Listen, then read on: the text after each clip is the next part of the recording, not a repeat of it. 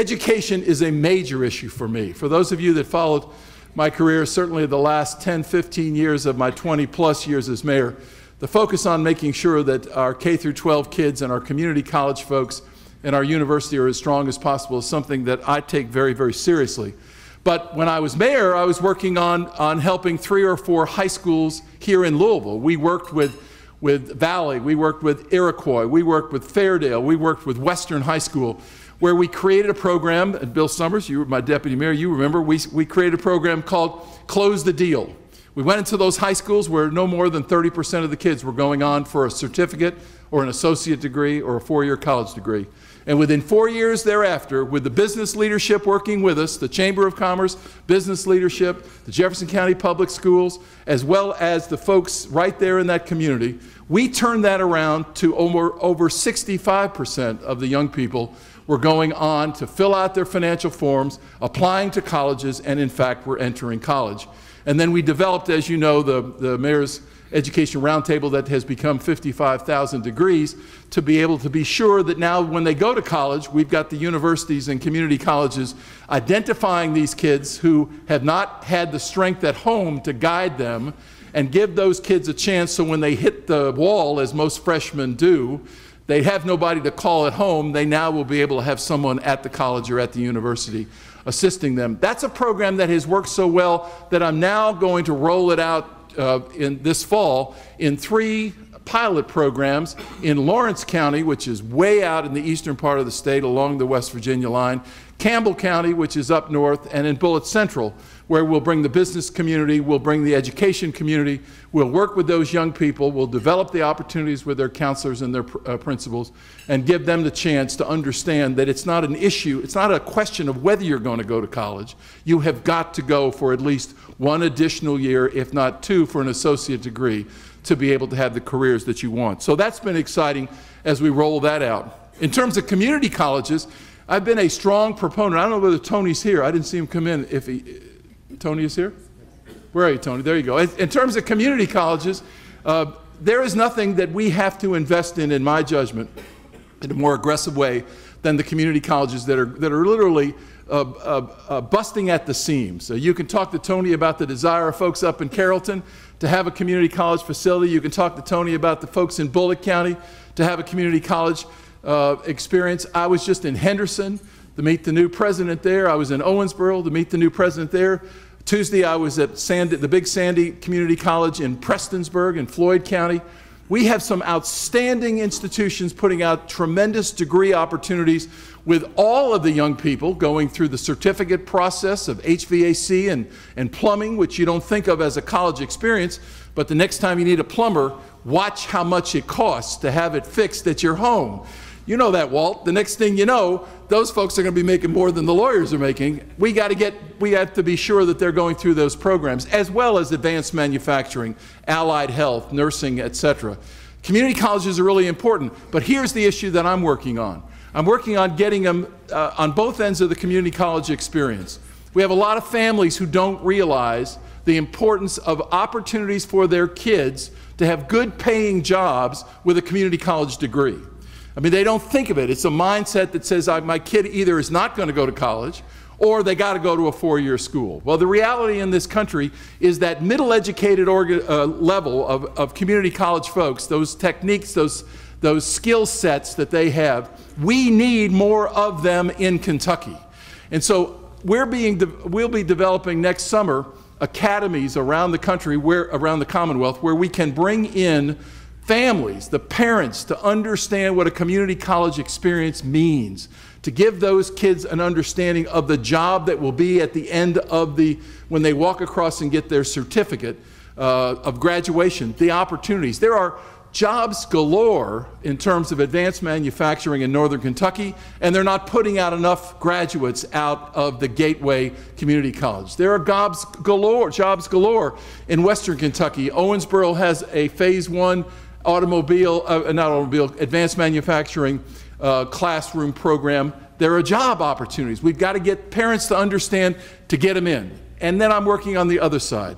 The other side is making sure that you, businessmen and women in the community, are in fact getting the product that you want to buy from the community college in your community.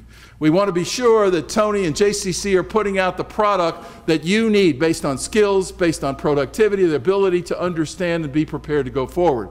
So the community colleges play a major role, and your all's commitment on the Rotary Promise Scholarship is just tremendous. I mean, it is a great, great step forward. We should have done it years ago, to be honest with you. Some are ahead of us. Madisonville's already done it. Henderson is now going to do it. Henderson County is going to follow your lead. So many places are beginning to realize that with a little bit of financial help, it can make a significant amount of difference. The other area that I've been working on is economic development. And gosh knows, after 21 years as mayor, I've had a chance to work with large businesses, startup businesses, and the opportunity for large business. I took 7 governors, that's not true, 6 governors to Dearborn to meet with Ford Motor Company over the years. And we were so fortunate to have developed the relationship that continued to allow Ford to feel at home here as they were closing plants in Ohio, as they were closing plants in Illinois, and the next thing you know, they're investing hundreds of millions of dollars in our hometown, giving us a chance for thousands of new jobs. That says a lot about what's going on. The same thing when General Electric. When I sit down with the CEO of General Electric over the years, and now he's bringing jobs out of China back to the United States here in Kentucky. Now he's bringing jobs out of Mexico for the energy-efficient washer and dryer. These are hundreds and hundreds of jobs, and over 1,000 when it's all said and done, that end up being made in America once again, the whole manufacturing program. Now I have the chance to work with prospective companies around the Commonwealth. Now I have a chance to work with existing companies in terms of expanding. And just the other day I flew up to New York and met with 27 consultants who work for companies looking to relocate their businesses, to give them a full presentation of why they ought to look at Kentucky and what we have to offer throughout the Commonwealth. So it's given me a chance to take some of the tools and skills that I've learned here at home and be able to carry it forward.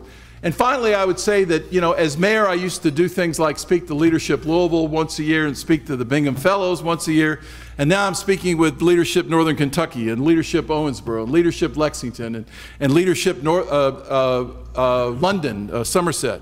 I used to teach classes around town at Spalding and at Bellarmine and at U of L, focusing on leadership. And now I'm at Berea when I'm in that part of the state stopping in. I'm at Moorhead giving a lecture. I have an opportunity at Murray. I got a chance to speak with, and this should give you great hope for the future. 350 Governor's Scholars were here at Bellarmine for the summer. 350 Governor's Scholars were in Danville at Center College, and 350 were at Murray.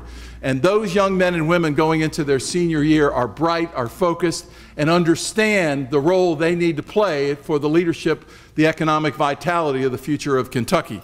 That gave me a chance to play a role in that regard. The other 2 things that have been very exciting is, you know, as mayor, I've always been on my knees asking for help from Frankfurt. John, you remember we do a little bit of that in the old days. But now, you know, when all of a sudden we're talking about, well, it's time to relocate Crittenden Drive one more time for the next stage airplanes, I'm there to say, you know, that's a good idea. That's a good idea. Or there's some extra transportation money, and with the governor's help and with the Louisville delegation help, we're focusing on $10 million to redo the Market Street area with boulevards and streetscapes. And I'm at the meeting saying, that's a good idea. That's a good idea. So it creates a real opportunity for me to put my 2 cents in as a hometown guy and focus on the importance of this economic engine. And you hear the governor say it all the time. I'm not blowing smoke. We are the economic engine. There are other economic engines in the Commonwealth, but this community is the major economic development engine. Central Kentucky with Lexington, obviously an economic engine. Bowling Green, Glasgow, Franklin, Simpson, down in that area. If you're not aware of the energy that's happening in that part of our state regarding jobs and economic growth, then you're not following the news. The same thing up in Northern Kentucky, and in Paducah's growing, Owensboro. We're very fortunate in many of the areas of the Commonwealth. But the economic engines have to be fed and have to be supported to ensure that the future is bright. And the final thing I've been doing is projects. And the one project that's been getting the most play lately is we want to refocus or restructure the tax code that in this Commonwealth of Kentucky we think needs to be changed. We think it needs to be fairer. We think it needs to be changed so that we are more competitive against other states. We think it needs to be changed to be simpler to comply with. I'm sure a few accountants in here would agree with that. We want to make sure that it is more elastic, so as the economy gets better, we'll have additional funds available. So that we want to make sure that over time the trend line shows more revenues for services that people in Kentucky want. And I say that for those of you who have kids in college, you know the tuitions keep going up, and that's because your state is unable to put in the kind of money that we used to put in.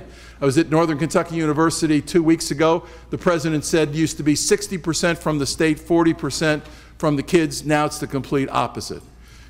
We need more money in community colleges. We need more money in K through 12, especially early childhood.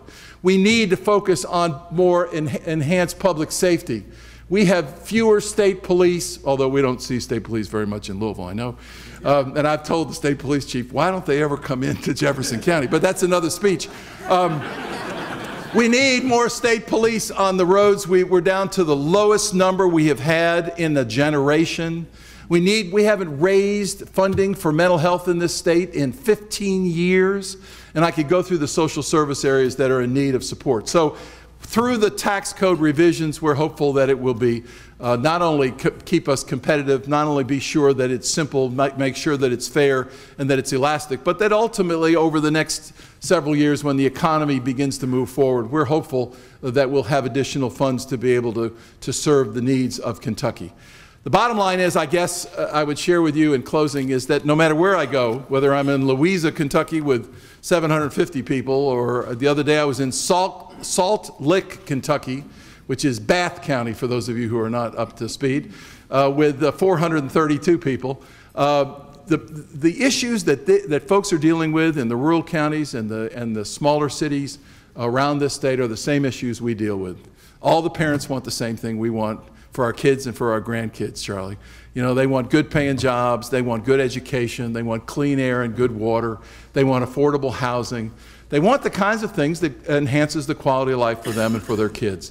And so I've had an opportunity now for the last 8 months to take what I've had, the experience that I've had, that you all have been kind enough over the years to give me, and to share those experiences and to help those organizations and those institutions and those governments around the Commonwealth so that in the future we can even have a better Kentucky. Thank you all very much, and I will take questions. All right? One pen. So give me a pen. Jerry, thank you very much. Before we take questions, I'd like to present you with this certificate, which memorializes our contribution in your name to our signature Rotary Promise Scholarship Fund. Thank you. Thank you very much. And